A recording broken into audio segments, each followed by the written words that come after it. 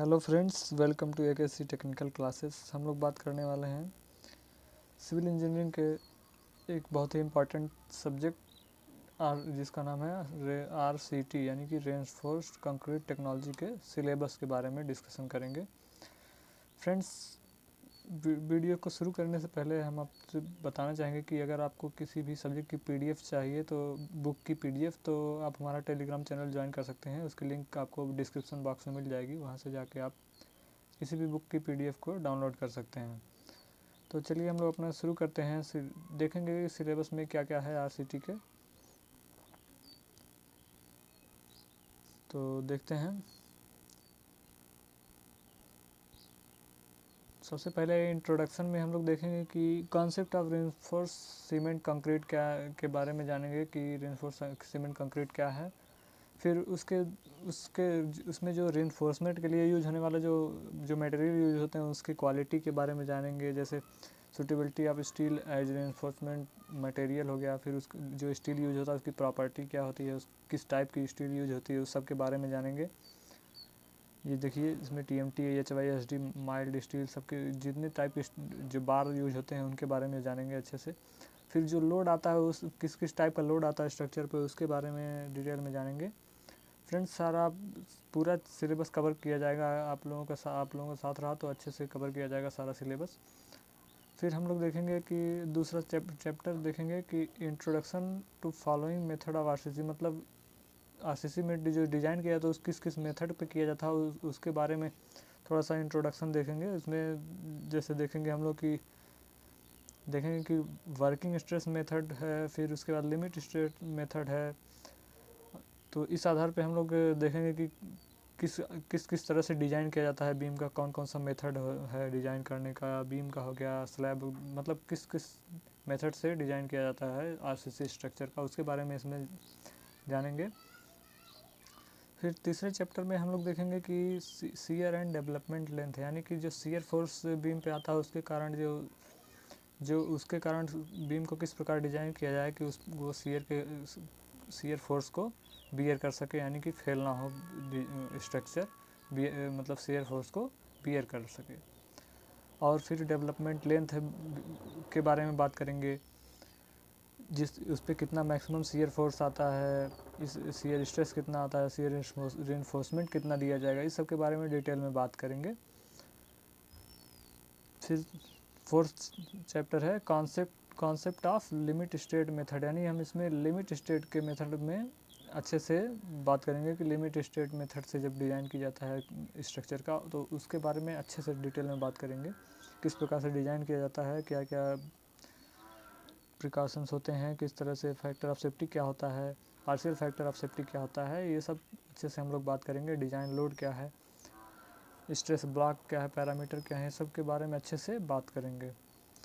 फिर हम लोग देखेंगे कि पांचवा चैप्टर है सिंगली रेनफोर्स्ड बीम, यानी कि जो एकल प्रबलित बीम होती है उनके बारे में डिटेल में बात करेंगे। उसका डिज़ाइन करेंगे सिंगली रेनफोर्स्ड बीम का लिमिट स्टेट मेथड से।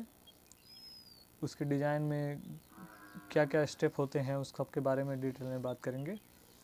फिर छठवां सब्जेक्ट है double reinforced beam, doubly reinforced beam, यानी कि जो डबली रेनफोर्स्ड बीम होती है, यानी दोहरी प्रबलित धारण जो होती है उसके बारे में डिटेल में बात करेंगे। उसकी डिज़ाइन के बारे में बात करेंगे, उसका बिहेवियर किस तरह से होता है, इस सब के बारे में अच्छे से बहुत ही डिटेल में बात करेंगे हम लोग।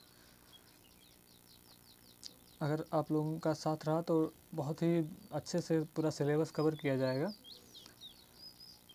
फिर हम लोग बात करेंगे वन वे स्लैब, यानी कि स्लैब के बारे में भी अच्छे से हम लोग देखेंगे कि स्लैब की डिज़ाइन किया जाएगा, उसमें कितने मिनिमम रेनफोर्समेंट का यूज़ किया जाएगा, मैक्सिमम कितने रेनफोर्समेंट का यूज़ किया जाएगा, इस सब के बारे में, उसकी एरिया, उसका थिकनेस क्या होती है, इस सब के बारे में डिटेल में बात करेंगे।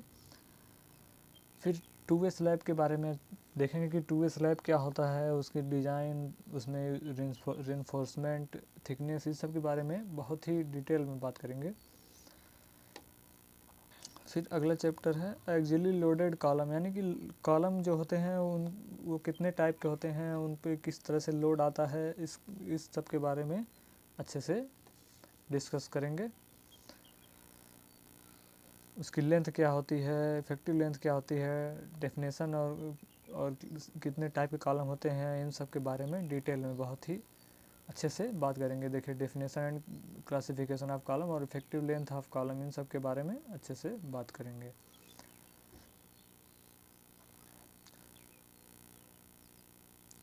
फिर उसके बाद हम लोग देखेंगे कि देखिए इसमें है specification for longitudinal lateral reinforcement, design of axially loaded square rectangular circular short column by limit state method including sketching of reinforcement, यानी कि लिमिट स्टेट मेथड से उसकी डिज़ाइन, उसके शेप, साइज, सब कुछ के बारे में बात करेंगे।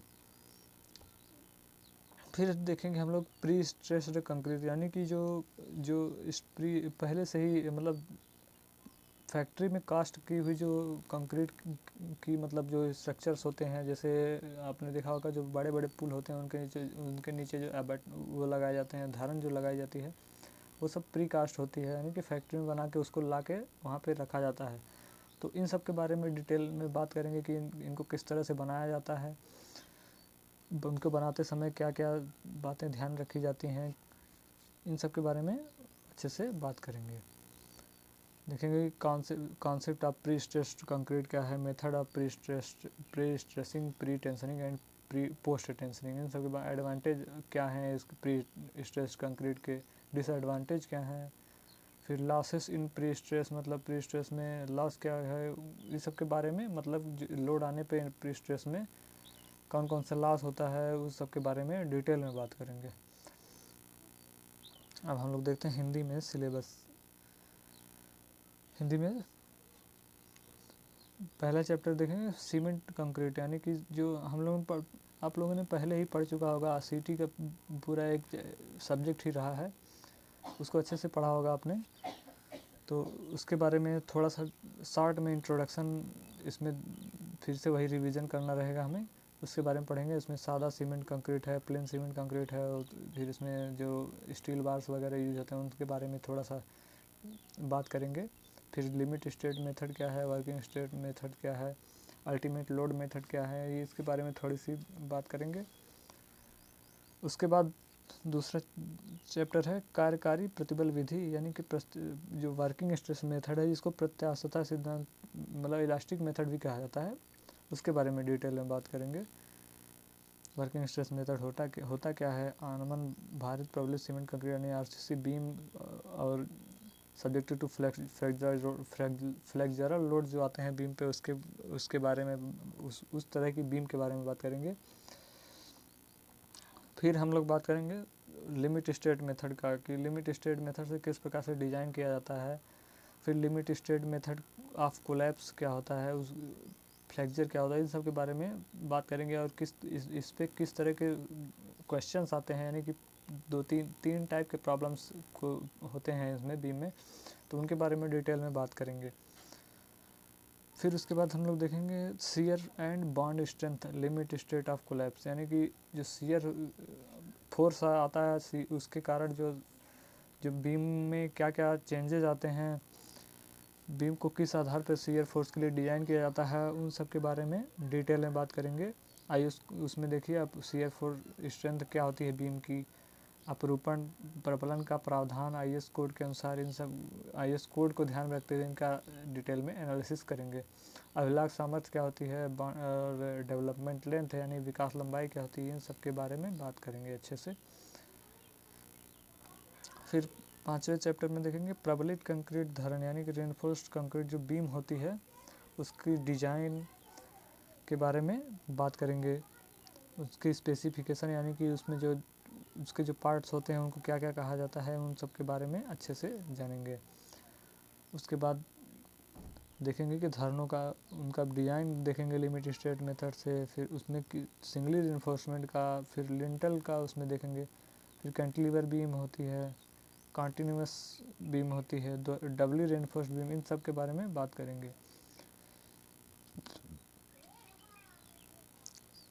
फिर हम लोग देखेंगे कि टी बीम क्या होती है, फिर टी बीम में भी एकल प्रबलित बीम होती है, दोहरी प्रबलित टी बीम होती है और एल बीम होती है। इन सब के डिजाइन के बारे में बात करेंगे।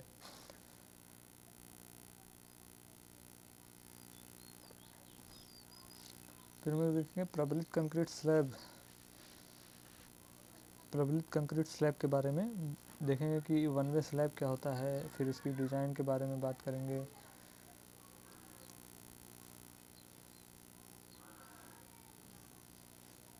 फिर देखेंगे कि कैंटिलीवर स्लैब क्या होता है, फिर टू वे स्लैब क्या होता है, उसकी डिज़ाइन के बारे में बात करेंगे। फिर जो कॉन्टिन्यूस स्लैब होते हैं उनके डिज़ाइन, उनकी थिकनेस, उनके शेप, इस सब के बारे में अच्छे से बात करेंगे। फिर हम लोग बात करेंगे प्रबलित कंक्रीट स्तंभ नींव, यानी कि जो आरसीसी कॉलम होते हैं उनके फाउंडेशन के बारे में और उनके फाउंडेशन की डिज़ाइन के बारे में और कॉलम जो होता है उसकी डिज़ाइन इत्यादि के बारे में इसमें देखेंगे कि प्रबलित आरसीसी कॉलम क्या होता है, उस पर किस तरह से लोड आता है, उसके आधार पर उनकी डिज़ाइन किस प्रकार से की जाती है, इन सब के बारे में बात करेंगे। फिर इसमें भी कई टाइप के कॉलम होते हैं, उनके बारे में बात करें। फिर उनकी नींव जो होती है यानी फुटिंग्स जो बोला जाता है उनको देखेंगे। एक आइसोलेटेड कॉलम फुटिंग हो गया, फिर जो वॉल फाउंडेशन हो गया, इन सब के बारे में बात करेंगे। इनकी डिज़ाइन भी दिया हुआ है किस किस तरह से डिज़ाइन, इसमें क्या क्या स्टेप क्या क्या होंगे डिज़ाइन के, इनको अच्छे से डिटेल में बात किया जाएगा। फिर हम बात करेंगे प्रबलित कंक्रीट आरसीसी स्टेयर्स। इनके बारे में ज़्यादा डिटेल में बात नहीं करना है क्योंकि ये एग्ज़ाम के पॉइंट ऑफ व्यू से ज़्यादा इम्पॉर्टेंट नहीं है। ये सब सिलेबस में ज़्यादातर नहीं के बराबर हैं। उसके बाद हम लोग देखेंगे कि वाटर स्टोर, ये भी ज़्यादा इम्पॉर्टेंट नहीं है, मतलब कि सिलेबस में है मगर इसका ज़्यादा क्वेश्चंस आते नहीं हैं सिलेबस में। ज़्यादातर क्वेश्चन जो ऊपर इसके ऊपर से जितने भी हैं इन्हीं से ही आता है, इसके ऊपर से ही सब आते हैं और यही हमारा सिलेबस में है भी। और फिर हम लोग देखेंगे कि